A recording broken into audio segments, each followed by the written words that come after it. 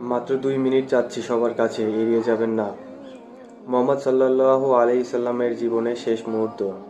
মোহাম্মদ সাল্লাল্লাহু আলাইহি সাল্লাম শেষ জীবনে শেষ মুহূর্ত চলে এসেছে। হঠাৎ সেখানে একজন লোক এসে সালাম দিয়ে বললেন, আমি ভিতরে আসতে পারি? ফাতেমা রাদিয়াল্লাহু বললেন, দুঃখিত, আমার পিতা খুব অসুস্থ। ফাতেমা রাদিয়াল্লাহু দরজা বন্ধ করে রাসূলের কাছে গেলেন। মোহাম্মদ সাল্লাল্লাহু আলাইহি সাল্লামকে সেই লোক, ফাতেমা রাদিয়াল্লাহু তাআলা, এই প্রথম আমি তাকে দেখেছি, আমি তাকে চিনি না।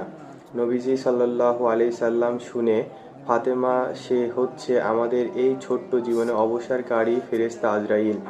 এটি শোনার পর ফাতেমার অবস্থা তখন নিন্দারত বোবার মতন হয়ে গিয়েছিল। রাসূল সাল্লাল্লাহু আলাইহি সাল্লাম, জিবরাইল, আমার উম্মত কে হবে? আমার উম্মতের নাজাত কি হবে? জিবরাইল আলাইহিস সালাম বললেন, হে রাসূল, আপনি চিন্তা করবেন না, আল্লাহ ওয়াদা করেছেন আপনার উম্মত নারাজ করার জন্য। মৃত্যুর ফেরেশতা ধীরে ধীরে রাসূল সাল্লাল্লাহু আলাইহি সাল্লামের কাছে এলেন জান কবজ করার জন্য। মালাকুল মউত আজরাইল আরও কাছে এসে ধীরে ধীরে রাসূলের জান কবজ করতে থাকলেন। পাশে দাঁড়িয়ে থাকা জিবরাইল রাসূল সাল্লাল্লাহু আলাইহি সাল্লামকে বললেন, গঙ্গির সাথে জিবরাইল, এটা কেমন বেদনাদায়ক জান কবজ করা। ফাতেমা রাদিয়াল্লাহু চোখ বন্ধ করে ফেললেন। আলী রাদিয়াল্লাহু তার দিকে পড়ে বসে পড়লেন। জিবরাইল তার মুখ উল্টিয়ে ফিরে নিলেন। রাসূল সাল্লাল্লাহু আলাইহি সাল্লাম, জিবরাইল, তুমি মুখটা উল্টে দিকে ঘোরালে কেন? আমার প্রতি তুমি কি বিরক্ত? জিবরাইল আলাইহিস সালাম বললেন, হে রাসূল, সদাকারাতু মাউতের অবস্থা আমি আপনাকে কিভাবে দেখতে সাহায্য করতে পারি? ভয়াবহ ব্যথায় রাসূল সাল্লাল্লাহু আলাইহি সাল্লামের ছোট্ট একটি গোয়ালিং দিলেন। রাসূল সাল্লাল্লাহু আলাইহি সাল্লাম বললেন, হে আল্লাহ,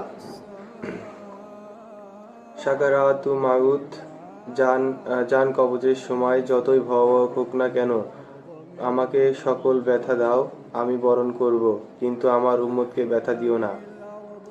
রাসূল সাল্লাল্লাহু আলাইহি সাল্লামের শরীরটা ধীরে ধীরে ঠান্ডা হয়ে আসতে লাগলো। তার পা বুক কিছুতেই নড়ে না। তখন রাসূলের ঠোঁট কম্পিত ছিল, তিনি কাছে বলতে মনে হয়। আলী রাদিয়াল্লাহু রাসূল সাল্লাল্লাহু আলাইহি সাল্লাম মুখের কোণটা নিয়ে গেলেন। রাসূল সাল্লাল্লাহু আলাইহি সাল্লাম বললেন, নামাজ কায়েম করো এবং আমাদের মাঝে থাকার দুর্বল যত্ন নাও। রাসূল সাল্লাল্লাহু আলাইহি সাল্লাম ঘরের বাহিরে চলে কান্না আওয়াজ, সাহাবাদের একজন আরেকজনের জড়িয়ে ধরে উচ্চস্বরে কান্না। আলী রাদিয়াল্লাহু আবার তার কোনটা রাসূল সাল্লাল্লাহু আলাইহি সাল্লামের মুখের কাছে ধরল। রাসূল সাল্লাল্লাহু আলাইহি সাল্লাম ভেজা অবস্থায় বলতে থাকলেন, ইয়া উম্মতি, ইয়া উম্মতি, ইয়া উম্মতি।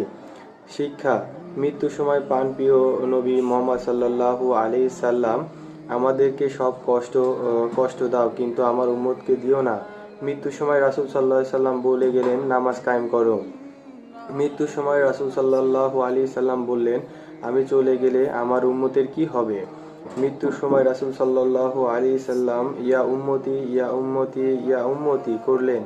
এখন নিজেকেই প্রশ্ন করুন, আমাদের এই একজন নবীর উম্মত হয়েও নামাজ আদায় কেন করি না?